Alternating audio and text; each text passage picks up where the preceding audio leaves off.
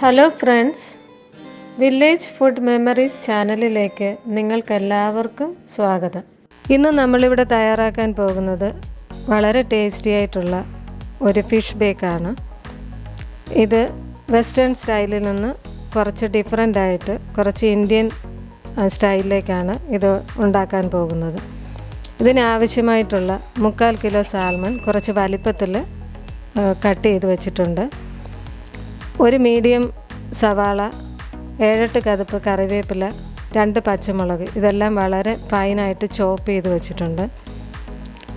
1 table spoon എണ്ണ, 1 teaspoon chilli powder, 1/2 teaspoon pepper powder, 1/2 ലൈമിൻ്റെ juice, 1/2 teaspoon garlic powder. Garlic powder ഇല്ലെങ്കിൽ സാധാരണ garlic ചതച്ചെടുത്താലും മതി. പിന്നെ ആവശ്യത്തിന് ഉപ്പ്.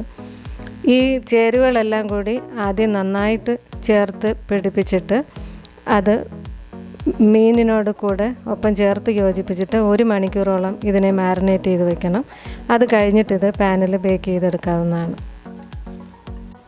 ഉള്ളി, കറിവേപ്പില, പച്ചമുളക്, ഇതോടൊപ്പം നാരങ്ങ നീര്, chilli powder, garlic powder, pepper powder, oil, 1.5 ടീസ്പൂണോളം ഉപ്പ്, ഇതെല്ലാം കൂടെ ചേർത്ത് നന്നായിട്ട് ഞെരടി യോജിപ്പിക്കുക.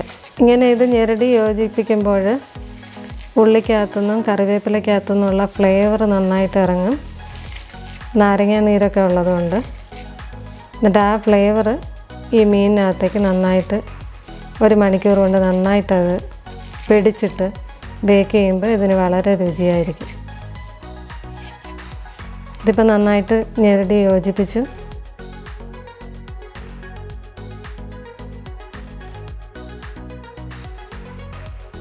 ഓരോ പീസസ് ആയിട്ടെടുത്ത് അതിൻ്റെ മുകളിൽ ഇത് നന്നായിട്ട് തേച്ച് പിടിപ്പിക്കുക.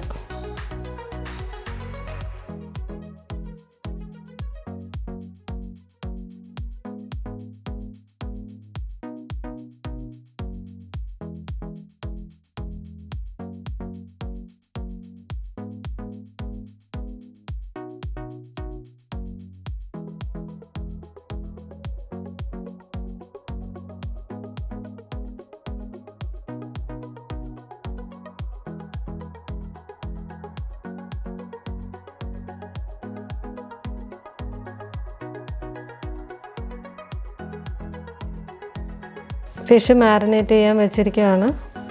ഏകദേശം 1 മണിക്കൂറോളം ഇത് റൂം ടെമ്പറേച്ചറിൽ വയ്ക്കുക. അതിന് ശേഷം നമുക്ക് ബേക്ക് ചെയ്തെടുക്കാം.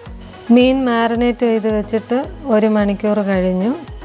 അത് ബേക്ക് ചെയ്യാൻ വേണ്ടി നല്ല കട്ടിയുള്ള ഒരു പാന് ഞാൻ അടുപ്പത്ത് വെച്ചിട്ടുണ്ട്. ഒരു നോൺ സ്റ്റിക്ക് പാന്, ചേരുന്ന ഒരടപ്പും വേണം.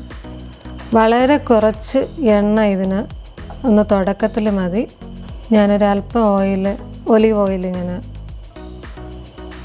ഒഴിച്ചു കൊടുക്കുകയാണ്. പാൻ നന്നായിട്ട് ചൂടായി. ഇതിലേക്ക് മീൻ വയ്ക്കുകയാണ്.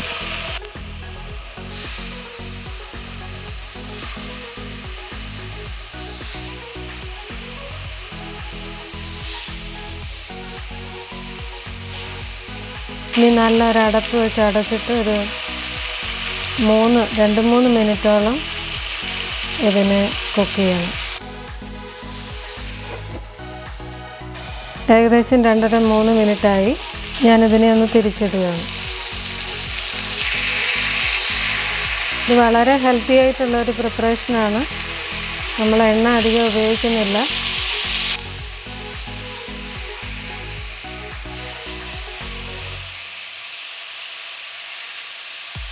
ഈ തീ ഒന്നും കുറച്ച് വയ്ക്കുക. വീണ്ടും അടച്ച് വയ്ക്കുക. മൊത്തം ഇപ്പോൾ ഏകദേശം 8 മിനിറ്റായി. തിരിച്ചിട്ടിട്ട് ഒരു 4-5 മിനിറ്റ് ആയിട്ടുണ്ട്.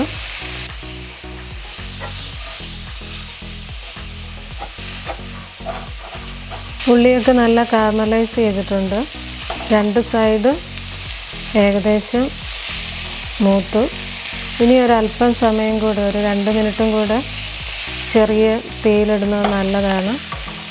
മീനിൻ്റെ അകഭാഗമൊക്കെ നല്ലതായിട്ട് വെന്ത് കിട്ടാൻ. മൊത്തം 10 മിനിറ്റോളമായി. ഇത് സാൽമൺ പാൻ ബേക്ക് റെഡി ആയിട്ടുണ്ട്.